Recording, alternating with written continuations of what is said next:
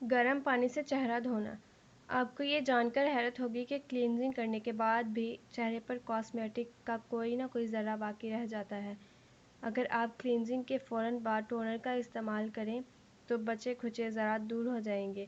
اس کے بعد جلد سیرم اور موئسچرائزر جذب کرنے کے لائق ہو جاتی ہے۔ کچھ خواتین سب سے بڑی غلطی یہ کرتی ہیں کہ چہرے کو گرم پانی سے دھو ڈالتی ہیں۔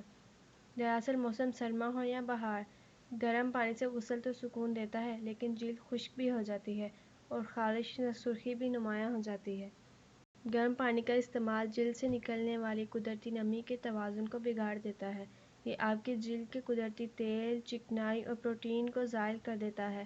کم از کم چہرہ گرم پانی سے دھونا درست نہیں ہے۔ Face wipes.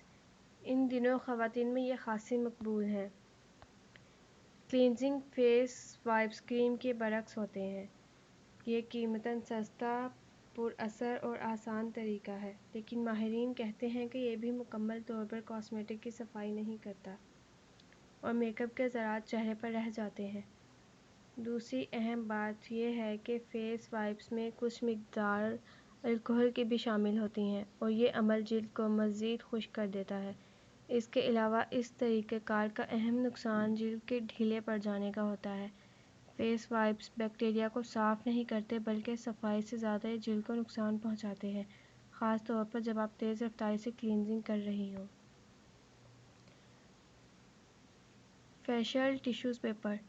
اب تک کی مشق سے یہی ثابت ہوتا ہے کہ میک اپ کتنا ہی گہرا یا ہلکا ہو، ایک مقررہ وقت کے بعد اسے صاف کرنا ضروری ہوتا ہے۔ نرم و گداز فیشل ٹشوز پیپر چہرے، آنکھوں اور گردن کی کلینزنگ کے لیے بہترین انتخاب ہو سکتے ہیں۔ انہیں رگڑا نہ جائے بلکہ کلینزنگ یا ملک یا لوشن کی مدد سے جلد پر پھیرا جائے تو میک اپ ہی نہیں گرد و غبار اور بیکٹیریا بھی صاف ہو سکتے ہیں۔ اگر نرم ململ کے کپڑے سے جلد کی گہرائی تک صفائی کرنا ممکن ہو تو یہ طریقہ بھی مضر صحت نہیں۔